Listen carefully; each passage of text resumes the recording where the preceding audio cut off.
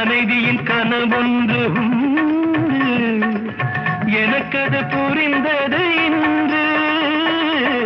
மனைவி அமைவதெல்லாம் இறைவன் கொடுத்தவனும் மனது மயங்கி என்ன உனக்கும் வாழுவரும்.